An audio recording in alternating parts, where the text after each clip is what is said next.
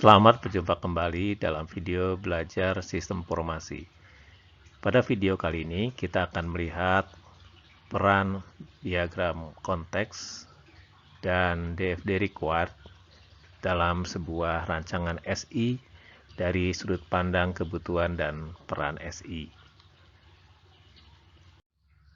Di dalam membuat diagram konteks, kita perlu memahami bahwa sistem tidak berdiri sendiri, melainkan ada dalam sebuah lingkungan dan berinteraksi dengan sistem lainnya, serta saling memberi manfaat. Kita bisa gambarkan ada sebuah universe, di mana universe ini adalah tempat tinggal dari sistem yang kita amati, dan kita harus yakin bahwa sistem yang kita amati, yaitu sistem A ini, berinteraksi dengan sistem-sistem lain di universe-nya. Kita pahami juga bahwa di luar ini ada kemungkinan ada beberapa sistem lain yang secara tidak langsung berhubungan dengan sistem kita. Konsep lainnya yang harus kita perhatikan adalah bahwa sistem dapat direpresentasikan sebagai sebuah pemroses yang memanfaatkan sejumlah input dan menghasilkan sejumlah output bagi sistem lainnya. Berikutnya, sistem informasi bisa kita definisikan sebagai sebuah sistem yang bisa menyediakan informasi yang tepat mengenai lingkungan dan organisasi bagi pengambilan keputusan. Definisi ini biasanya kita sebut sebagai salah satu peran SI.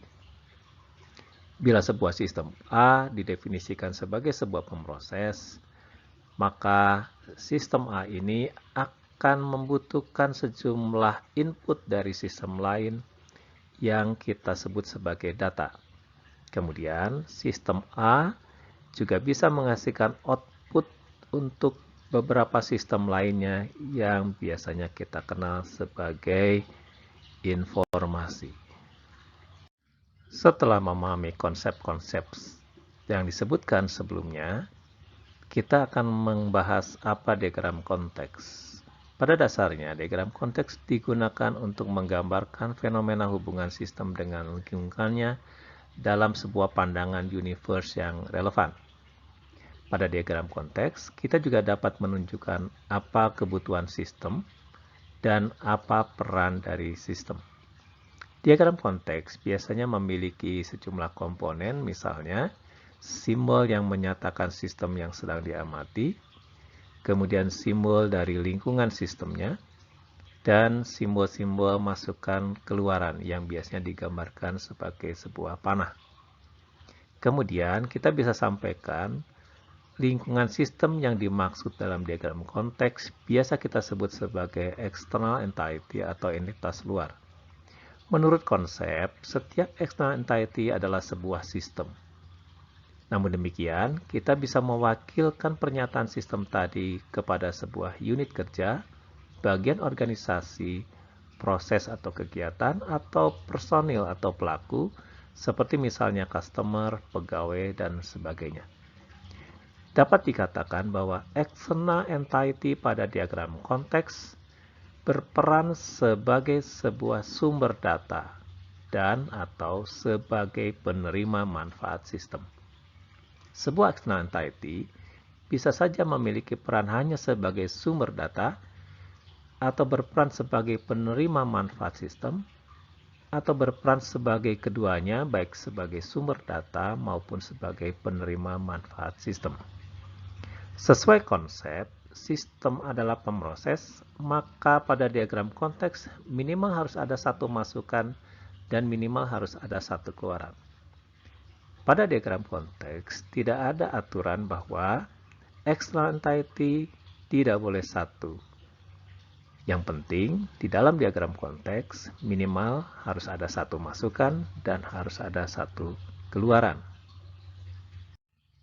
Menetapkan entitas eksternal pada diagram konteks berarti kita mengidentifikasi juga apa sebetulnya yang dibutuhkan oleh sistem dan apa yang bisa diberikan oleh sistem.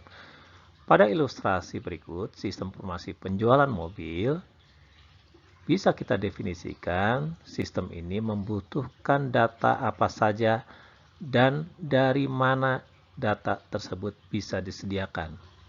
Selain itu, kita juga bisa menyatakan bahwa sistem informasi penjualan mobil berperan untuk memberikan informasi untuk sejumlah external entity yang bisa kita sampaikan, apa informasinya, dan untuk external entity yang mana informasi tadi disampaikan. Berikutnya kita akan bahas DFD required. DFD required yang kita buat ada dua versi, yaitu versi awal yang kita akan buat pada step 310, di mana versi awal ini akan dibuat DFD required berdasarkan DFD logical yang sudah kita buat pada requirement analysis ditambah dengan beberapa faktor yang kita ambil dari bisnis system yang sudah kita adopsi pada pertemuan sebelumnya. Sedangkan untuk versi update kita akan buat pada step 360, di mana pada versi update ini kita akan memasukkan ide proses pembentukan informasi sebagaimana yang sudah kita definisikan pada perancangan informasi sebelumnya. Pada ilustrasi berikut, di kolom sebelah kiri, kita coba gambarkan DFD logical yang sudah kita pernah buat di requirement analysis. Pada gambar tersebut, diketahui ada fungsi pengelolaan order, di mana fungsi pengelolaan order ini membutuhkan data dari customer. Bagaimana menggambarkan DFD logical ini atau mentransformasikan DFD logical ini ke DFD required? Pada DFD required bisa ada sejumlah alternatif. Misalnya alternatif pertama, kita melihat bahwa gambar DFD required-nya sama persis dengan DFD logical. Kita bisa nyatakan pada alternatif pertama ini bahwa customer diberikan fasilitas antarmuka langsung berupa interaksi menggunakan komputer. Jadi, customer bisa mengentrikan sendiri ordernya kepada fungsi pengelolaan order.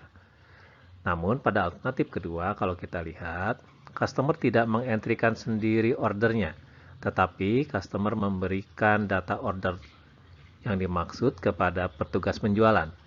Nah, petugas penjualan inilah yang kemudian akan mengentrikan order tadi ke fungsi pengelolaan order. Sehingga kita bisa nyatakan bahwa petugas penjualan akan diberikan sebuah antarmuka berupa interaksi menggunakan komputer sehingga dia bisa mengentrikan order yang dimaksud. Nah, kemudian bagaimana kita bisa menggambarkan proses pembentukan informasi yang kita definisikan pada perancangan informasi sebelumnya ke dalam DFD required? Kita memerlukan step khusus untuk bisa menggambarkan proses pembentukan informasi tersebut. Sebagaimana kita ketahui, pada tahap requirement specification ada 8 step mulai 310 sampai 380, dan kita juga sudah melakukan aktivitas lain di luar requirement specification, yaitu aktivitas perancangan informasi. Rencananya, proses-proses pembentukan informasi terkait dengan apa yang sudah kita rancang pada perancangan informasi akan kita buat pada step 360, yaitu dengan melakukan update pada diagram konteks dan DFD required kita. Sehingga nanti di 360 ada tambahan output, yaitu rancangan proses-proses pembentukan informasi. Berikutnya, pada step 360, kita akan mengupdate terlebih dahulu diagram konteks kita. Kita harus bisa menunjukkan bahwa diagram konteks kita juga bisa menunjukkan peran SI-nya, yaitu menyediakan informasi bagi kepentingan manajemen.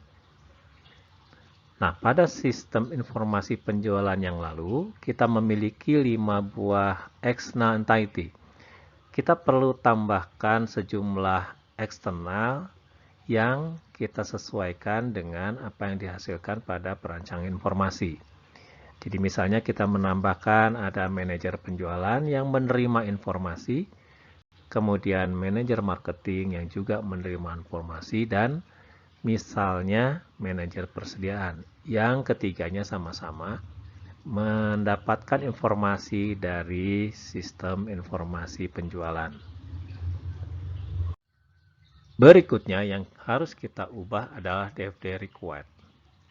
Sebelum merubah DFD required, perlu kita mendefinisikan kembali struktur proses yang pernah kita buat.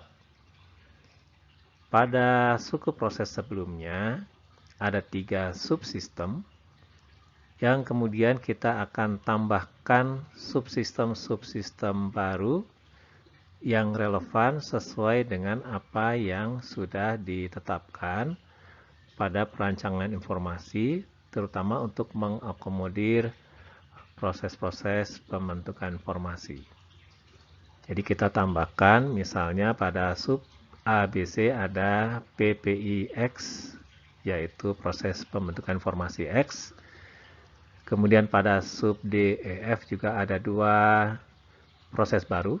Pada sub GHJ ada juga 1 proses baru. Di mana setiap proses PPI tadi disarankan untuk disisipkan pada subsistem-subsistem yang relevan. Jadi kita tidak menganjurkan ada subsistem baru, misalnya pembuatan laporan yang berdiri sendiri. Kecuali memang ada keterpaksaan untuk mengakomodir laporan yang sifatnya silang fungsi. Kemudian kita juga menyarankan bahwa proses-proses pembentukan informasi tadi kita buat sebagai proses terbawah. Namun demikian, kita juga bisa menambahkan deskripsi yang menggambarkan mekanisme kerja dari setiap proses pembentukan informasi tadi di luar struktur proses yang kita sudah buat. Langkah terakhir, kita akan update DFD required kita dengan memperhatikan struktur proses baru yang sudah kita update sebelumnya. Pada DFD required update ini, kita memunculkan proses-proses pembentukan informasi yang kita buat dengan pandangan sistem otomatis atau dengan fungsi offline yang memanfaatkan sejumlah data store yang telah didefinisikan. Kemudian interaksi pengguna dengan fungsi-fungsi pembentukan informasi ini dilakukan secara online. Nah, pada gambar ini kita menyisipkan pada subsistem kedua ada 2 proses baru, yaitu proses 2.1 dan proses 2.5. Kita lihat bahwa proses 2.1 dan 2.5 adalah proses terbawah. Kita bisa melihat tandanya ada tanda bintang di sudut kiri bawah yang menandakan bahwa proses itu adalah proses terbawah. Kemudian kita melihat proses 21 dan 25 ini karena proses pembentukan informasi, maka sebagai sumber data utamanya itu diambil dari data store yang sudah dibuat sebelumnya. Kemudian kalau kita lihat bahwa manajer penjualan dan manajer marketing bisa mengakses langsung proses 21 dan 25 ini dengan diberikannya fasilitas antarmuka berupa interaksi langsung dengan menggunakan komputer. Demikianlah penjelasan singkat tentang apa peran DFD dan diagram konteks di dalam rancangan sebuah sistem informasi. Terima kasih, sampai jumpa.